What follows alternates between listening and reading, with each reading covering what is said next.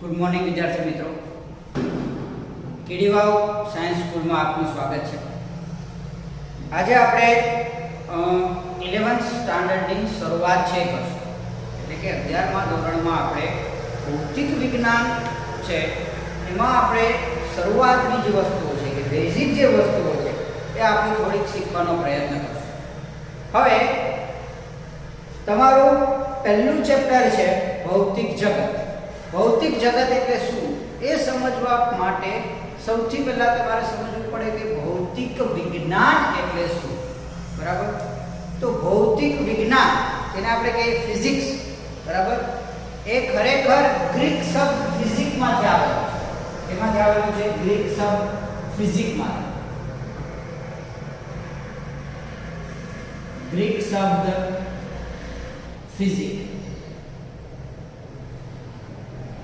Okay, physique એનો મતલબ થાય, આપણે જે સ્પેલિંગ લખીએ છીએ એ શું છે તો કે ફિઝિક્સ. ઓકે, પણ એ કેમાંથી આવેલો છે કે ગ્રીક શબ્દ ફિઝિકમાંથી. ફિઝિકનો મતલબ થશે પ્રકૃતિ. આપણે જે વાત કરવાની છે એ પ્રકૃતિ. એનો મતલબ કે ફિઝિક્સમાં આપણે જે પણ અભ્યાસ કરશું એ એટલે કે આપણી આજુબાજુની જે વસ્તુઓ છે, આપણી આજુબાજુનું જે વિજ્ઞાન છે એ વસ્તુઓ આપણે સમજવાનો પ્રયત્ન છે એ આપણે ફિઝિક્સમાં કરશું. હવે તમારું જે પ્રથમ ચેપ્ટર છે એટલે કે ભૌતિક જગત, એ આખું ચેપ્ટર ફિઝિક્સની કેટલી બ્રાન્ચ છે, ફિઝિક્સમાં તમે કઈ પ્રકારની બ્રાન્ચમાં કઈ વસ્તુ વિશે અભ્યાસ કરવામાં આવે છે, ફિઝિક્સમાં કેવી કેવી ટેકનોલોજીઓ છે, કઈ એવી શોધખોળ છે કે જેને આગળ જતા એને નોબેલ પ્રાઇઝ મળેલા છે, અથવા તો એવી શોધ કે જે આગળ જતા મનુષ્ય માટે, ટેકનોલોજી માટે ખૂબ જ ઉપયોગી નીવડી છે. આ બધી વસ્તુની વાત છે એ ભૌતિક જગતવાળા ચેપ્ટરમાં કરેલી છે. હવે આ ચેપ્ટરમાં આખું જે છે ઇન્ફોર્મેટિવ છે, તો હું એવો આગ્રહ રાખું છું કે એ ચેપ્ટર તમે વાંચશો. બરાબર? એ ચેપ્ટર તમારે વાંચવાનું છે આખું ચેપ્ટર. પરંતુ એમાં જે વસ્તુઓ ખાસ આપણે જે સમજવાની છે અથવા તો જેને આપણે બેઝિક કહીએ એ વસ્તુઓ આજે આપણે સમજવાનો પ્રયત્ન કરશું. તો એ એટલે કે કુદરતમાં પ્રવર્તતા મૂળભૂત બળો. એટલે આજે આપણે વાત કરવાની છે મૂળભૂત બળો. ક્લિયર? કોની વાત કરવાની છે આપણે? મૂળભૂત બળો.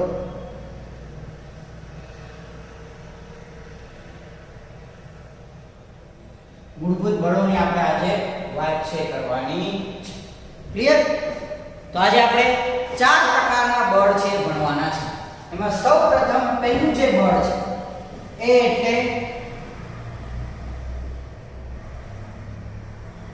ગુરુત્વાકર્ષણ બળ. પહેલું બળ એટલે ગુરુત્વાકર્ષણ બળ. આપણે બધાને ખબર છે કે ગુરુત્વાકર્ષણ બળનું નામ આવે એટલે સૌપ્રથમ આપણા મગજમાં કોણ આવે તો કે ન્યૂટન ભાઈ. બરાબર? ન્યૂટન જ આપણા મગજમાં, આપણે ન્યૂટન વિશે ખબર છે. તો ભાઈ એ શું કરતો હતો કે સફરજન ખાતો હતો, સફરજન નીચે પડ્યું એટલે એને વિચાર્યું કે નીચે જ કેમ આવ્યું અને ઉપર કેમ ના આવ્યું. ત્યાંથી કોની શરૂઆત થઈ તો કે ગુરુત્વાકર્ષણની, એવું આપણે માનીએ છીએ. પણ ખરેખર એવું નથી. ગુરુત્વાકર્ષણ બળ છે એ ઘણા સમયથી પહેલેથી જ પ્રવર્તે છે. ગુરુત્વાકર્ષણ બળ એક સાર્વત્રિક બળ છે. એના તમારે જેટલા ઉદાહરણ આપો એટલા ઉદાહરણ તમે આપી શકો. સૌથી આપણે દેખીતું ઉદાહરણ છે આપણી નજર સામે જે છે એ એટલે તો કે આપણે ચાલી શકીએ છીએ તો કોના કારણે તો કે ગુરુત્વાકર્ષણ બળના કારણે. આપણે લખી શકીએ છીએ એ પણ ગુરુત્વાકર્ષણ બળના કારણે. એનાથી આગળ આપણે વાત કરીએ તો પૃથ્વી છે એ સૂર્યની આસપાસ ફરે છે એ પણ ગુરુત્વાકર્ષણ બળના કારણે. બરાબર? પછી એનાથી આપણે આગળ વાત કરીએ તો કે સૂર્યમંડળ જે છે એટલે કે બધા ગ્રહો છે એ સૂર્યની આસપાસ ફરે છે એ પણ ગુરુત્વાકર્ષણ બળના કારણે. એનાથી આગળ આપણે વાત કરીએ તો સૂર્ય છે એ પણ કોઈને કોઈ રીતે બીજી ગેલેક્સી સાથે જોડાયેલો છે. એટલે કે દરેક ગેલેક્સી છે એની વચ્ચે પણ શું છે ગુરુત્વાકર્ષણ બળ છે હાજર છે. કહેવાનો મતલબ કે વિશ્વમાં દરેક જગ્યાએ, વિશ્વ કરતા આપણે એવું કહી શકીએ કે યુનિવર્સ, બરાબર, આખું યુનિવર્સ આવી ગયું. આખા યુનિવર્સમાં દરેક જગ્યાએ ગુરુત્વાકર્ષણ બળ છે હંમેશા હાજર હોય હોય છે. એટલે કે ગુરુત્વાકર્ષણ બળ છે કેવું બળ છે તો કે પેલો પણ આપણે એવું લખી શકીએ કેવું બળ છે તો કે સાર્વત્રિક બળ છે. ઓકે, ગુરુત્વાકર્ષણ બળ છે શું છે? સાર્વત્રિક બળ છે. બીજો પોઈન્ટ કે હવે આપણે જો કે તમને ટેક્સ્ટબુકમાં નથી આપેલો પરંતુ આપણે છે એવું જોઈએ કે ન્યૂટનનો નિયમ. તો ગુરુત્વાકર્ષણ બળ માટે ન્યૂટનનો નિયમ, તો ન્યૂટનનો નિયમ શું કહે?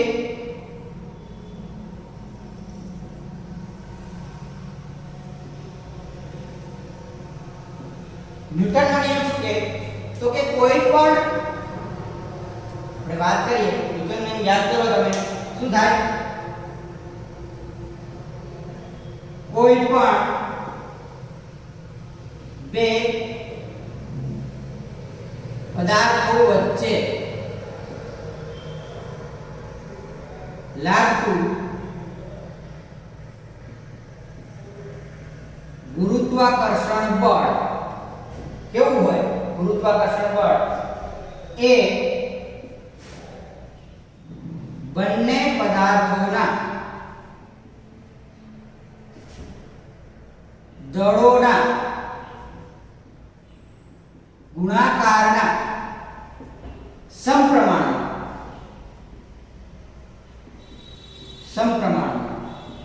અને તેની વચ્ચેના અંતરના વર્ગના વ્યસ્ત પ્રમાણમાં હોય છે. રેડી? આપણે ખબર છે કે કોઈ પણ બે પદાર્થ આપેલા હોય, યાદ કરો ગુરુત્વાકર્ષણનો નિયમ, કોઈ પણ બે પદાર્થો વચ્ચે લાગતું ગુરુત્વાકર્ષણ બળ એ બંને પદાર્થોના દળોના ગુણાકારના સમપ્રમાણમાં અને તેની વચ્ચેના અંતરના વર્ગના વ્યસ્ત પ્રમાણમાં હોય. એટલે હવે જો આને સમીકરણ સ્વરૂપે લખો તો કઈ રીતના લખી શકીએ? માનો કે તમને કોઈ પણ બે પદાર્થો આપેલા છે. ઓકે, માનો કે એના દળ છે m1 અને m2 અને એની વચ્ચેનું અંતર કેટલું છે? r. ઓકે, એની વચ્ચેનું અંતર તમને આપેલું છે r. તો હવે વ્યાખ્યા ઉપરથી આપણે લખીએ તો f ચલે છે દળોના ગુણાકારના સમપ્રમાણમાં. એટલે કે f ચલે છે m1 m2 રેડી અને તેની વચ્ચેના અંતરના વર્ગના વ્યસ્ત પ્રમાણ. એટલે બીજું આપણે આવું લખી શકીએ f ચલે છે 1/r², અંતર એનો વર્ગ એનું વ્યસ્ત પ્રમાણ. એટલે કે કોઈ પણ બે પદાર્થો વચ્ચે લાગતું ગુરુત્વાકર્ષણ બળ એ બંને પદાર્થોના દળોના ગુણાકારના સમપ્રમાણમાં અને તેની વચ્ચેના અંતરના વર્ગના વ્યસ્ત પ્રમાણમાં હોય છે. જો આ વસ્તુ આપણે જોડે કરીએ એટલે એક સાથે લખીએ તો આપણે આવું લખી શકીએ f ચલે છે m1 m2 ના છેદમાં r². જો આપણે સમપ્રમાણતા દૂર કરીએ તો આપણે શું રાખવું પડે? સમપ્રમાણતા અચળાંક, જેને આપણે કહીએ capital G, G m1 m2 upon r².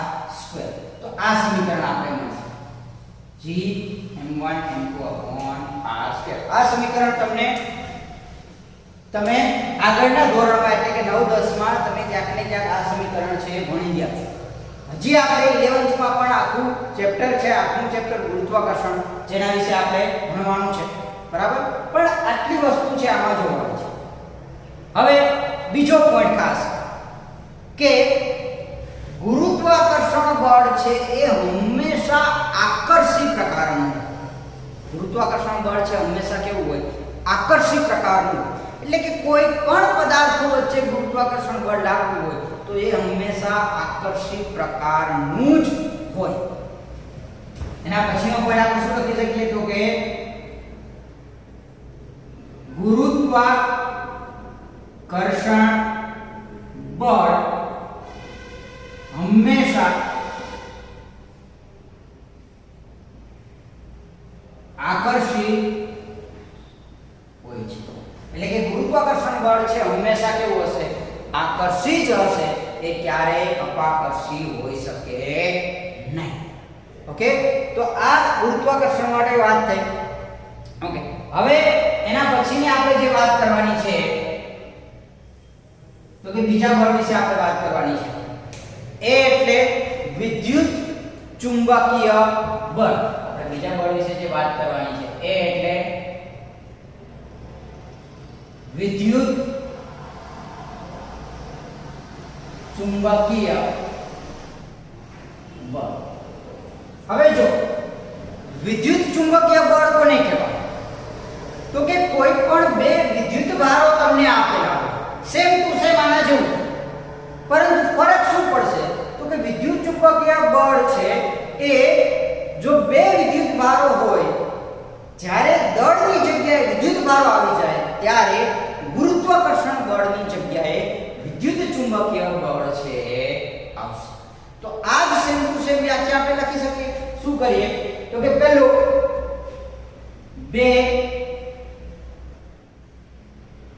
બિંદુવત વિદ્યુત ભારો વચ્ચે, બે બિંદુવત વિદ્યુત ભારો વચ્ચે લાગતું વિદ્યુત ચુંબકીય બળ એ બંને વિદ્યુત ભારોના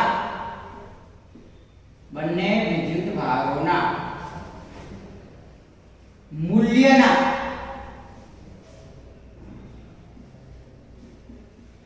ગુણાકારના સમપ્રમાણ અને તેની વચ્ચેના અંતરના વર્ગના વ્યસ્ત પ્રમાણમાં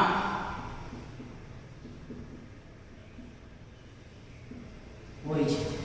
ઓકે, એટલે જેમ આ જગ્યાએ દળ હતું ત્યાં શું આવશે? વિદ્યુત ભાર. ઓકે, બાકી બધી વસ્તુ હતી એ સેમ ટુ સેમ. એટલે શું થાય કે માનો કે તમને કોઈ બે વિદ્યુત ભાર આપેલા છે,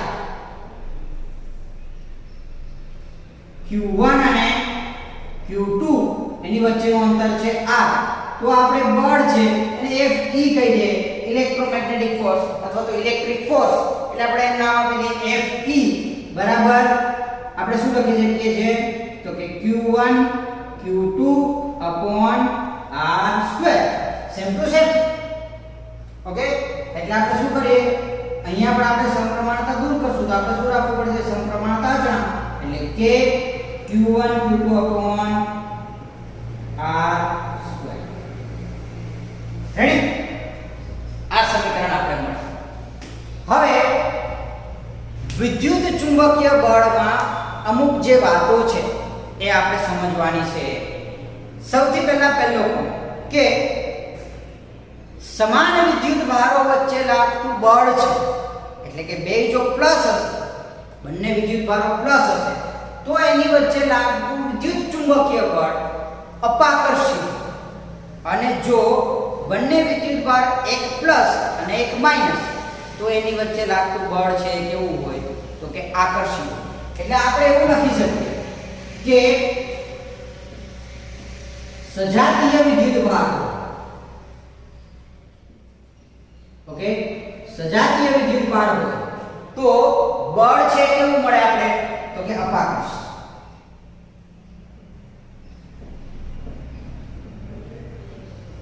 એનો મતલબ શું થાય?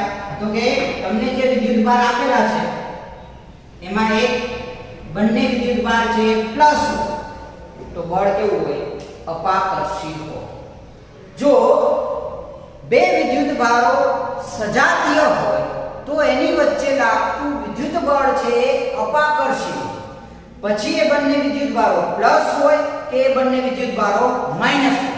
જો બે સરખા હોય, બે પ્લસ તો બે પ્લસ, બે માઈનસ તો બે માઈનસ. જો સરખા વિદ્યુત ભારો હોય તો એની વચ્ચે લાગતું બળ છે એ કેવું હોય? અપાકર્ષી બળ હોય.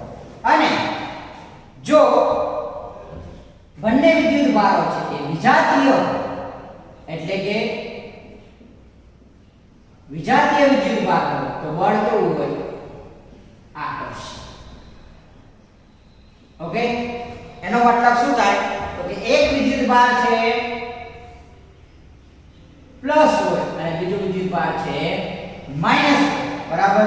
તો જે બળ છે કેવું થશે? આકર્ષી. જો આમાં આપણે ઉદાહરણ આપવું તો કોણ આપી શકીએ? બંને પ્રોટોન. આમાં આપણે ઉદાહરણ આપવું તો એક પ્રોટોન અને એક ઇલેક્ટ્રોન. સમજાય છે? કહેવાનો મતલબ છે કે જો સજાતીય વિદ્યુત ભારો હોય એટલે કે બંને વિદ્યુત ભારો છે એ એક સમાન હોય, એક સરખા હોય, બરાબર? તો બળ છે એ કેવું હોય? અપાકર્ષી. અને જો બંને વિદ્યુત ભારો છે એ વિજાતીય હોય તો બળ છે એ આકર્ષી પ્રકારનું હોય. એટલે કે બે પ્રોટોન હોય તો પ્રોટોન વચ્ચે લાગતું વિદ્યુત બળ છે એ હંમેશા અપાકર્ષી. ઓકે, ઇલેક્ટ્રોન વચ્ચે લાગતું વિદ્યુત બળ છે એ પણ હંમેશા કેવું હોય? અપાકર્ષી હોય. ક્લિયર? પરંતુ પ્રોટોન અને ઇલેક્ટ્રોન વચ્ચે લાગતું બળ છે કેવું હોય? આકર્ષી પ્રકારનું હોય. આ વસ્તુઓ છે મગજમાં રાખજો. આ વસ્તુ પોઈન્ટ છે આપણે ખાસ યાદ રાખવાનું છે. હવે એના પછીની જે વાત આવે કે વિદ્યુત ચુંબકીય બળ છે એ ગુરુત્વાકર્ષણ બળ કરતા કેવું હોય? ખૂબ જ પ્રબળ. વિદ્યુત ચુંબકીય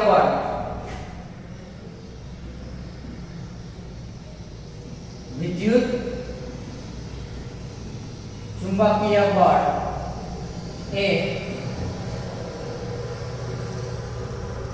ગુરુત્વાકર્ષણ બળ કરતા ખૂબ જ પ્રબળ હોય છે. કેવું હોય? ખૂબ જ પ્રબળ. બરાબર? એટલે કે ગુરુત્વાકર્ષણ બળની સરખામણીમાં વિદ્યુત ચુંબકીય બળ છે એ ખૂબ જ શક્તિશાળી છે. એની કિંમત છે ખૂબ જ વધારે હશે. તમને આપેલું છે કે અમુક અંતરે રાખેલા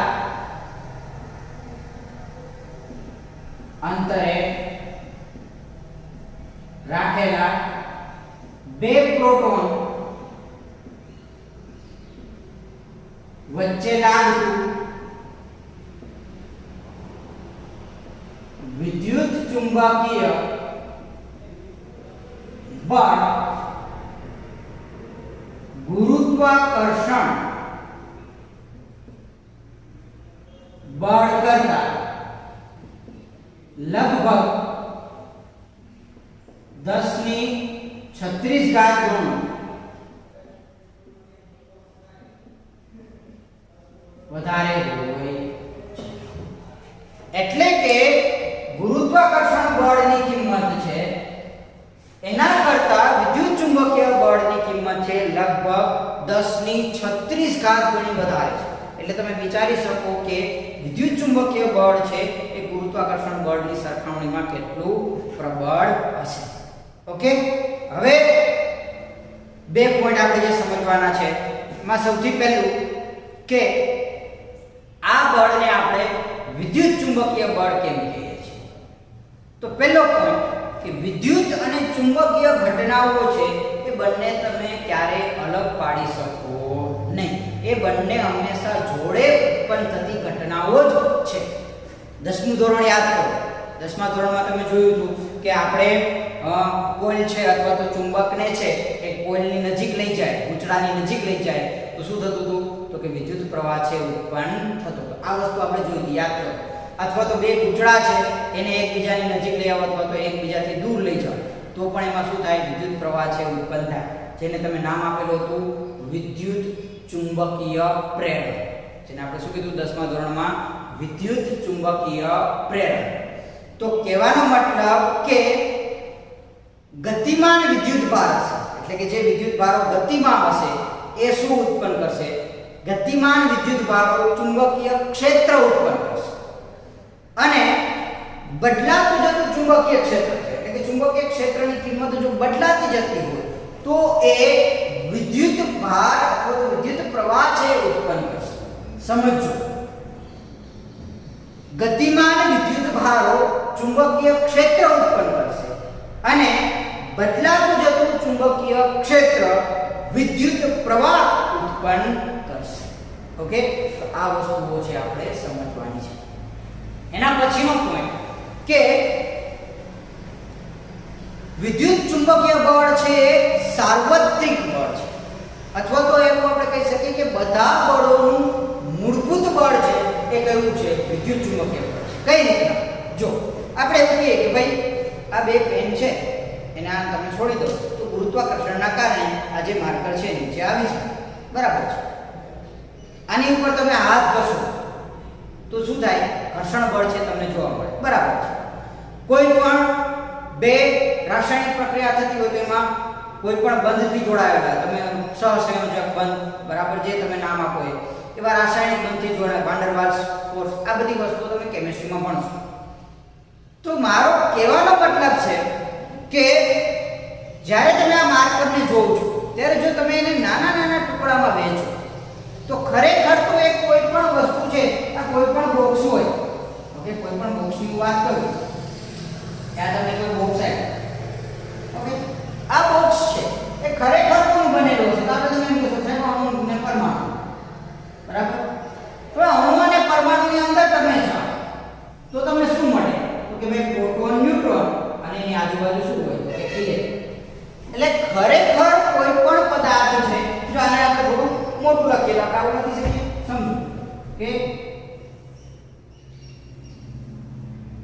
આ શું થશે? પ્રોટોન અને ન્યુટ્રોન અને એની આજુબાજુ ઇલેક્ટ્રોન છે ગતિ કરતા છે. તો કહેવાનો મતલબ કે કોઈ પણ પદાર્થ છે એ આફ્ટર ઓલ કોનો બનેલો છે? તો કે વિદ્યુત ભારિત કણોનો જ બનેલો છે. એટલે કે એ કોઈ પણ પદાર્થ છે છેલ્લે તો પ્રોટોન અને ઇલેક્ટ્રોનનો જ બનેલો છે. એનાથી આગળ પણ આવે ક્વાર્ક્સ, પણ અત્યારે આપણે આની વાત કરીએ તો કે પ્રોટોન અને ઇલેક્ટ્રોનનો જ બનેલો છે. એટલે કે કોઈ પણ પદાર્થ વિદ્યુત ભારિત કણોનો બનેલો હોય તો એની વચ્ચે લાગતું કોઈ પણ પ્રકારનું બળ છે, એની વચ્ચે લાગતું કોઈ પણ પ્રકારનું બળ છે એ વિદ્યુત ભારોને આધીન જ હોવું જોઈએ. એટલે આપણે એવું કહી શકીએ કે ભાઈ આ બે વચ્ચે બળ લાગે તો એનું કારણ તો ભાઈ એમાં જે વિદ્યુત ભારો છે એ જ હોવા જોઈએ. એટલે આપણે એવું કહી શકીએ કે વિદ્યુત ચુંબકીય બળ છે એ બધા બળોનું મૂળ છે. એમાંથી દરેક બળ છે એમાંથી જ ઉત્પન્ન થયેલા છે એવું આપણે માની શકીએ. ક્લિયર? બીજું એક વસ્તુ તમે ટેક્સ્ટ બુકમાં આને રિલેટેડ આપેલી છે કે ભાઈ તમે વિચાર કરો કે આપણે આના પર માર્કર રાખવું હાથ પર તો શું થશે? પૃથ્વી છે શું કરશે? માર્કર પર ગુરુત્વાકર્ષણ બળ લગાડશે. હવે પૃથ્વીનું દળ તો એટલું બધું વધારે છે કે એ માર્કર પર ખૂબ જ મોટા પ્રમાણમાં ગુરુત્વાકર્ષણ બળ લગાડે. તો શું થવું જોઈએ? તો કે મારો હાથ છે ક્યાં જતો રહેવો જોઈએ? નીચે જવું જોઈએ અથવા તો હાથ છે તૂટી જવો જોઈએ. પણ એવું થતું નથી. એનું કારણ શું છે? તો કે એના ઉપર જે વિરુદ્ધ દિશામાં બળ લાગે છે એટલે કે જે લંબ પ્રતિક્રિયા બળ લાગે છે એ કયું છે? વિદ્યુત ચુંબકીય બળ છે. અને એની કિંમત ગુરુત્વાકર્ષણ બળ કરતાં 10⁻36 ગણી વધારે છે. સમજાય છે શું કહું છું? એ કે જે એનો વિરોધ કરતું બળ છે એ કેવું છે? પ્રમાણમાં ખૂબ જ વધારે છે. એટલા માટે આ જે માર્કર છે એના વજનના લીધે આપણો હાથ છે નીચે જતો રહેતો નથી.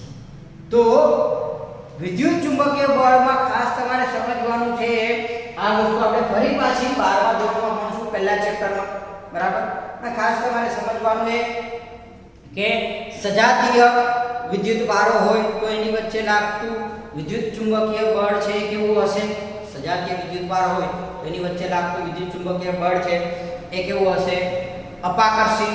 વિજાતીય વિદ્યુત ભારો હોય તો એની વચ્ચે લાગતું વિદ્યુત બળ છે કેવું હશે? આકર્ષી પ્રકારનું હશે, બરાબર. તો આ બધી વસ્તુઓ છે આપણે ખાસ યાદ રાખવાની છે. ક્લિયર? બીજું કે વિદ્યુત ચુંબકીય બળ છે એ માત્ર વિદ્યુત ભારિત કણો વચ્ચે જ લાગે, જેના પર વિદ્યુત ભાર હોય એવા પ્રકારના કણો વચ્ચે જ વિદ્યુત ચુંબકીય બળ છે લાગશે. એના સિવાયના કોઈ પણ કણો વચ્ચે વિદ્યુત ચુંબકીય બળ છે લાગશે નહીં. ઓકે, તો આ વસ્તુઓ છે તમે નોટ કરી લો, ધ્યાનથી જોઈ લો.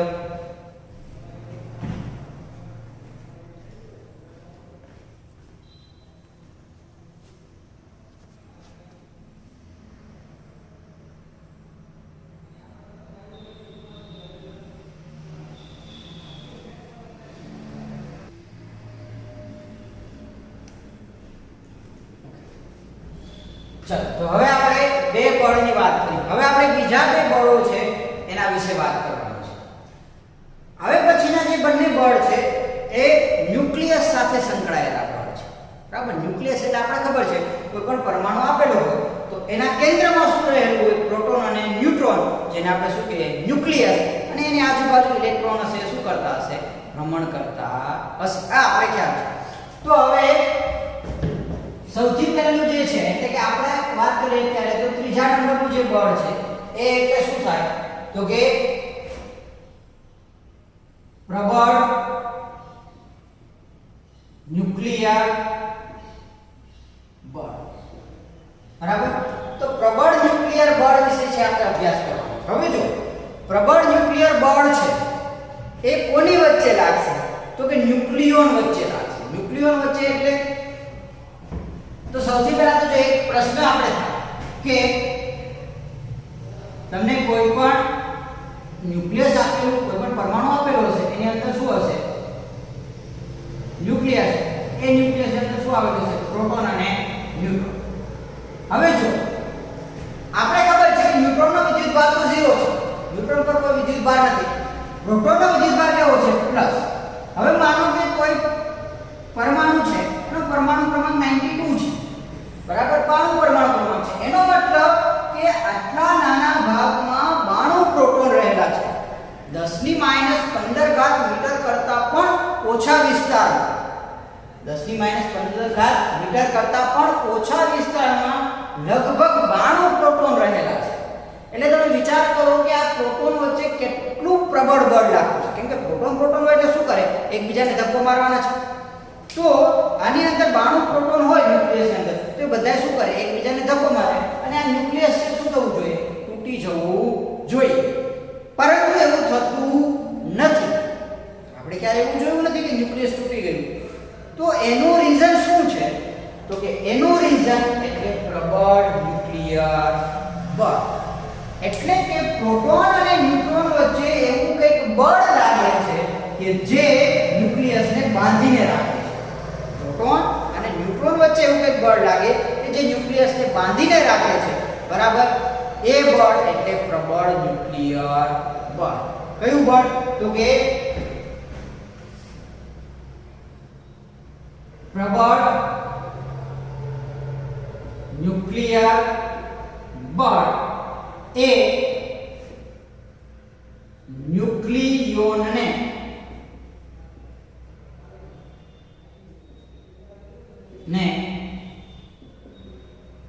બાંધી રાખે છે.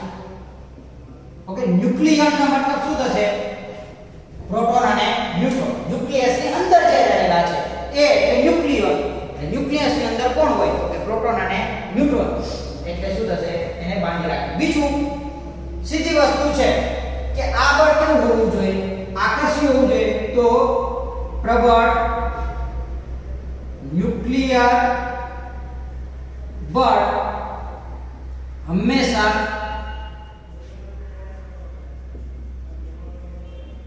આકર્ષી, હંમેશા કેવું હોય, આકર્ષી.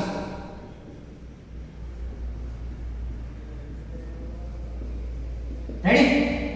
કોની વચ્ચે લાગે એ મેં તમને પહેલા જ કીધું. કોની વચ્ચે લાગે, ન્યુક્લિયોન વચ્ચે. એટલે કે પ્રોટોન વચ્ચે લાગે, ન્યુટ્રોન વચ્ચે લાગે અને પ્રોટોન ન્યુટ્રોન વચ્ચે લાગે. બધા વચ્ચે ન્યુક્લિયસ એટલે પ્રોટોન વચ્ચે લાગે, પ્રોટોન ન્યુટ્રોન વચ્ચે પણ લાગે અને ન્યુટ્રોન વચ્ચે પણ લાગશે. એ લાગવા માટે કોઈ પણ વિદ્યુત ભારની જરૂરિયાત છે આપણે રહેતી નથી. તો તમારે પ્રબળ ન્યુક્લિયર બળમાં હમણાં આટલી જ વસ્તુઓ સમજવાની છે. પહેલું, પ્રબળ ન્યુક્લિયર બળ કોની વચ્ચે લાગે? તો કે ન્યુક્લિયોન વચ્ચે લાગે. બીજું, પ્રબળ ન્યુક્લિયર બળ છે હંમેશા આકર્ષી પ્રકારનું હોય, બરાબર. અને ત્રીજું, પ્રબળ ન્યુક્લિયર બળની કિંમત છે એ વિદ્યુત ચુંબકીય બળ કરતાં વધારે હશે.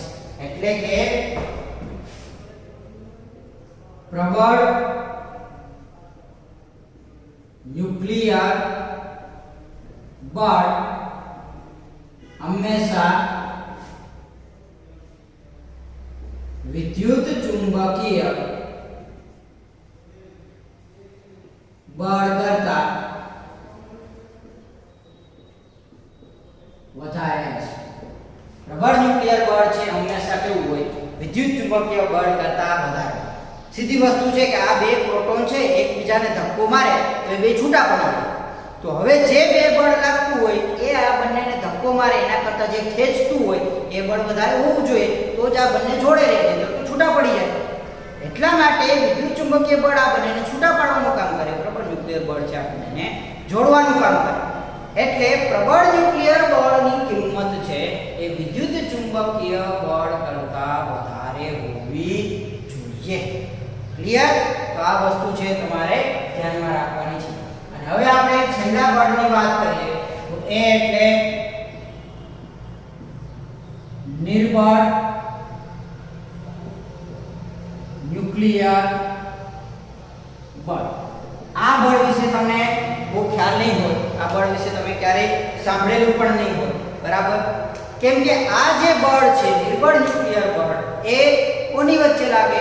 તો કે ચોક્કસ કણો વચ્ચે જ લાગે. પહેલા હું લખી દઉં છું. શું? તો કે નિર્બળ ન્યુક્લિયર બળ ચોક્કસ કણો જેવા કે બીટા અને ન્યુટ્રિનો વચ્ચે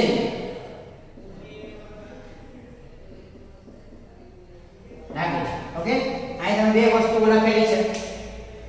આ શું છે? બીટા કણો. અને આને આપણે શું કહીએ? ન્યુટ્રિનો. અને આપણે શું કહીશું? ન્યુટ્રિનો. ઓકે, એટલે આ પ્રક્રિયા કેવી છે? થોડી અટપટી છે કે જ્યારે ન્યુક્લિયસમાંથી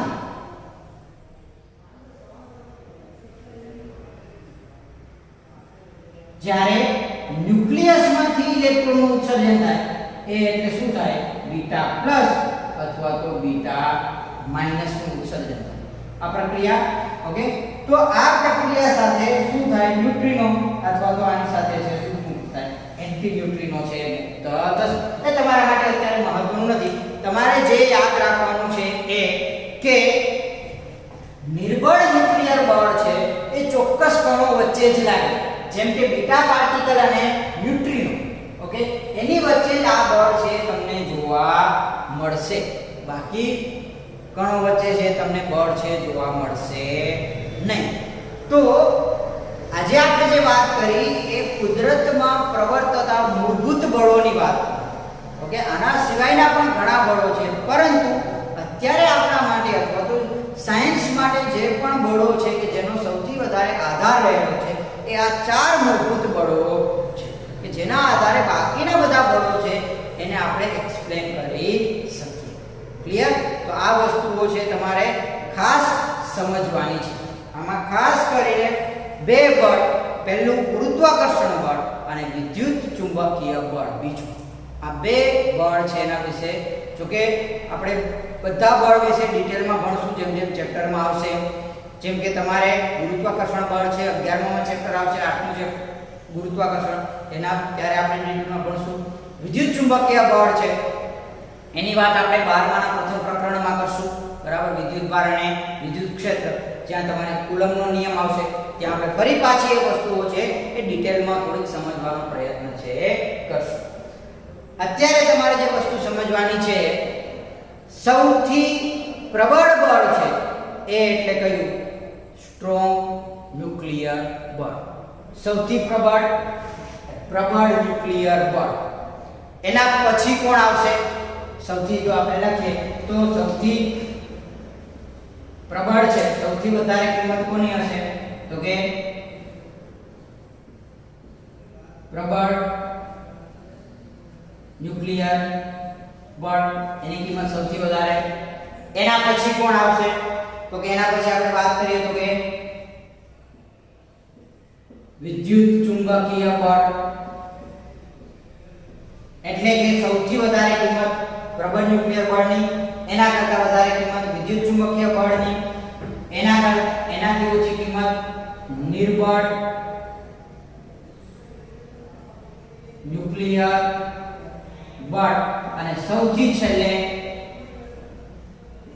ગુરુત્વાકર્ષણ બળ. એટલે કે સૌથી પ્રબળ બળ પ્રબળ ન્યુક્લિયર બળ અને સૌથી નિર્બળ બળ ગુરુત્વાકર્ષણ બળ. તો આ તમારે છે યાદ રાખવાનું છે. બીજી વસ્તુ જો દરેક માટે હું તમને કહેતો જાઉં છું કે કોની વચ્ચે લાગે. ઓકે, તો પહેલું ગુરુત્વાકર્ષણ બળની આપણે વાત કરીએ.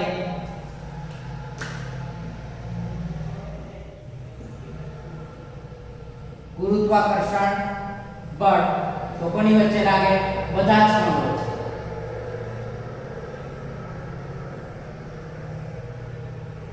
ઓકે, ગુરુત્વાકર્ષણ બળ બધા જ કણો વચ્ચે લાગે.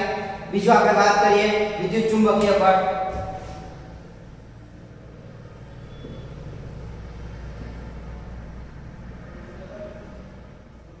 તો વિદ્યુત ચુંબકીય બળ કોની વચ્ચે લાગે? તો કે વિદ્યુત ભારિત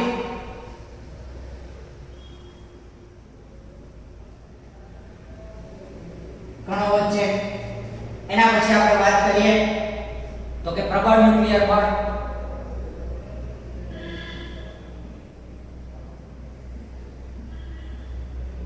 પ્રબળ ન્યુક્લિયર બળ કોની વચ્ચે લાગે? તો આપણે ખબર છે કોની વચ્ચે લાગશે? ન્યુક્લિયોન, એટલે કે પ્રોટોન અને ન્યુટ્રોન વચ્ચે. અને છેલ્લે આપણે વાત કરીએ તો કે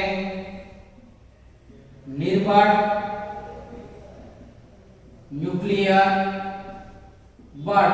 તો કે આ બળ કોની વચ્ચે લાગશે? તો કે ખાસ અથવા તો ચોક્કસ કણો વચ્ચે. ચોક્કસ કણો વચ્ચે, જેમ કે બીટા પાર્ટિકલ અને ન્યુટ્રિનો. ઓકે, તો આ વસ્તુઓ છે એ પણ તમારે યાદ રાખવાની છે. તો આ ચારે ચાર બળો વિશે આપણે આજે છે સમજ્યું છે. કેવા પ્રકારની વસ્તુઓ છે જોડાયેલી છે એ બધી વસ્તુઓ સમજવાનો આપણે પ્રયત્ન કર્યો છે. ઓકે, હવે આના પછીનું છે આપણે નેક્સ્ટ લેક્ચરમાં કન્ટિન્યુ કરશું. Okay, thank you.